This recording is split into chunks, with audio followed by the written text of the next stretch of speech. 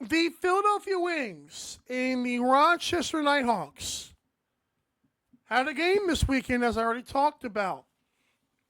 A game in which, remember, Connor Fields, who almost made 3 stars, by the way, 2 goals, 8 assists, and 13 loose balls were pretty stinking good.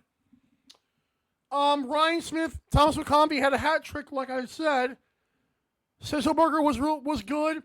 Hartley looked good in his first start. And I will give credit to Riley Hutchcraft truthers because I was buying in this year as well.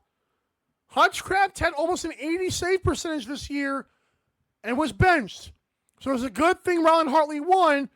But Rylan Hartley, you're on the goalie hot seat if there is one. That aside, this is not what this segment is about. Hear me out. Last season, a certain team added a player late in the season. And that team went on to go on a little bit of a streak. That team was known as the Buffalo Bandits.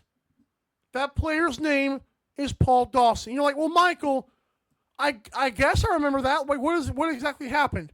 Well, Buffalo, I'm going to do the quick math right here. They finished 11-7.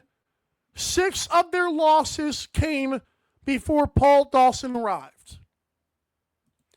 After that, they went 5-1 and made it look so easy in the playoffs, swept the finals. This year, that same team that was 5-1 is now 6-0, which means they're 11-1 with Paul Dawson. And I'm not saying adding Paul Dawson specifically is the best thing that could happen to anybody.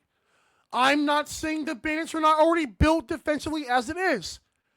I'm not saying the Wings or Nighthawks should trade for Paul Dawson. All I'm saying is this. I truly believe both of these teams' goaltending, both of these teams' offenses are good enough to maybe win a championship if they add one true defensive guy. Again, it's obviously not Paul Dawson.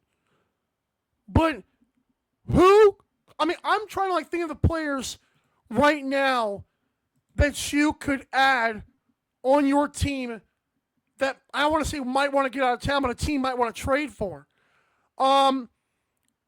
If the Seals keep going the direction they're going, do you grab Eli Gilbrecht of sorts?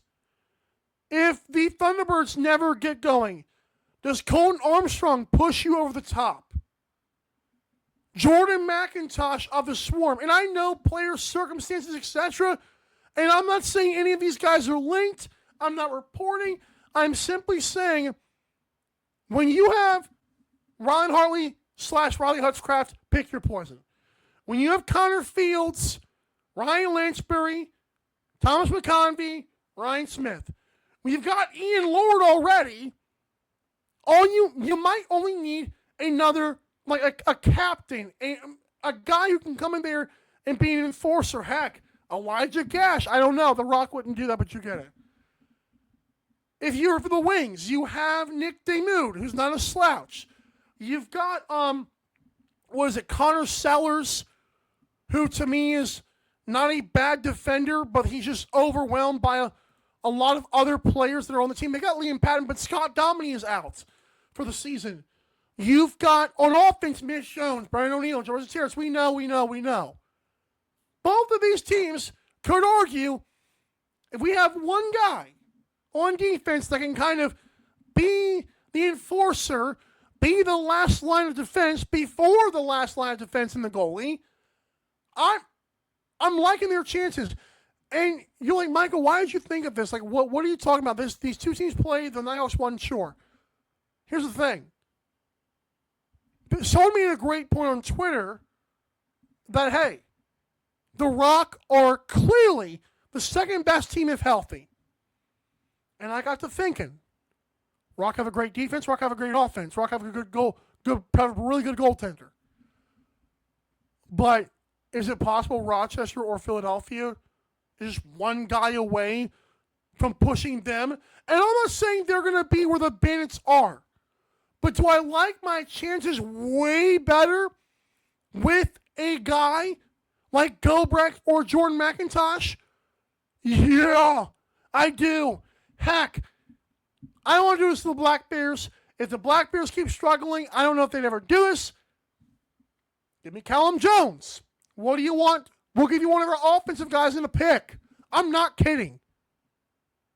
These two teams to me are that close. And again, the Buffalo Bandits last season in week 15, they were 5-6. Okay? They had allowed a boatload of goals quite a few times. They didn't do that again, and they haven't done so since that point up to modern day. That's exceptional.